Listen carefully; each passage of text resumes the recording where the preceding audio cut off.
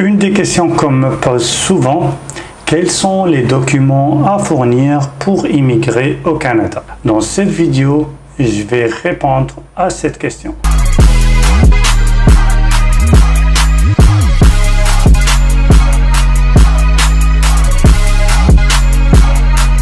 Bienvenue tout le monde à un nouvel épisode de Claire Vision Immigration. Pour tous qui ne me connaissent pas, je suis Ziad Salih, consultant réglementé en immigration canadienne, et dans cette chaîne, je fais des vidéos sur la vie au Canada, mais surtout sur l'immigration. C'est très important de rester branché dans la chaîne, que ce soit si vous êtes à l'extérieur du Canada ou à l'intérieur, parce que même à l'intérieur du Canada, surtout si vous êtes en statut temporaire, vous aurez toujours besoin de quelqu'un pour vous aider pour avoir la résidence permanente et puis la nationalité. Si vous voulez m'avoir en privé, je fais ça en consultation privée. Vous pouvez me contacter sur les moyens de contact que je mets dans la description.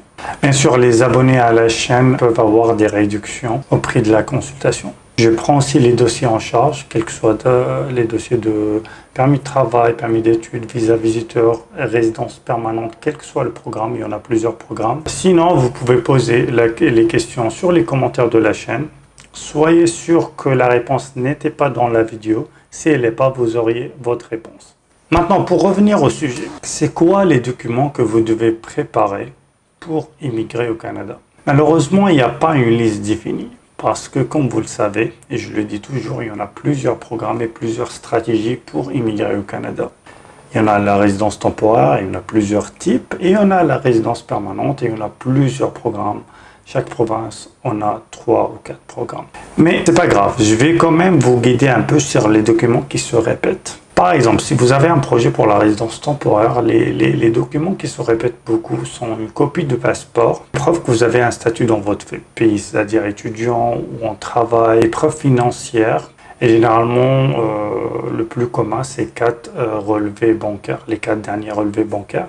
Mais il y en a d'autres documents si vous n'avez pas ça, comme les fiches de paie. Si vous êtes étudiant, vous voulez étudier au Canada et vous ne travaillez pas les preuves de votre garant, une photographie avec des spécifications qui doivent être respectées, des formulaires. Il y en a en général 3, 4 à 5 formulaires dépendant du programme. Si vous prenez un consultant, il y a un formulaire spécial pour dire que vous faites recours à un représentant. En ce qui concerne les certificats de police, les antécédents judiciaires ou bien attestation médicale, ces documents-là, dans certains types de programmes, ils ne sont pas demandés. Je cite notamment les visas visiteurs, visas touristiques. Tu n'as pas à donner les antécédents judiciaires et l'attestation médicale. Donc, grosso modo, c'est ces documents-là qui se répètent. Après, chacun et sa situation. Par exemple, je cite un exemple, quand je fais des permis de travail exemptés de l'IMT, je fais une lettre à l'agent pour lui expliquer c'est quoi les lois que j'ai adoptées pour mon client. Je lui explique ça en détail, parce que des fois, les agents ils peuvent refuser pour des petits détails.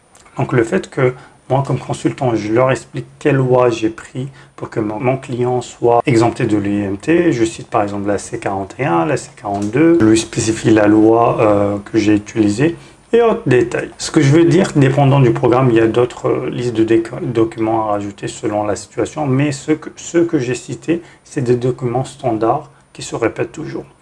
Maintenant, en ce qui concerne la résidence permanente, c'est la même chose, tout dépend du programme, mais il y a des documents qui se répètent. Les diplômes, et là, il y en a des programmes qui vont imposer obligatoirement l'équivalence, et d'autres, l'équivalence est pas obligatoire, c'est optionnel. Les relevés de notes, les attestations de travail, des fois ils peuvent aller aux fiches de paie ou CNSS ou d'autres documents plus profonds s'ils ont des doutes. Les preuves de test de langue, selon le programme, ils peuvent être obligatoires. Maintenant, dans la majorité des programmes sont obligatoires, soit anglais, soit français, mais si vous voulez augmenter vos chances, vous faites les deux. D'ailleurs, si vous voulez savoir vos chances, je vous conseille vivement à le faire dans la consultation. C'est peut-être l'étape la plus importante dans un projet d'immigration.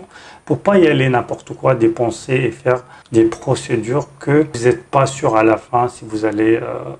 si ça va aboutir ou pas. Voilà, c'est grosso modo ces documents-là, surtout, et sûr d'avoir la bonne catégorie de travail. C'est un point qui bloque beaucoup certains gens. Tu peux analyser ton travail sur quelque chose et l'agent ne le voit pas sur ça et ça peut engendrer un refus.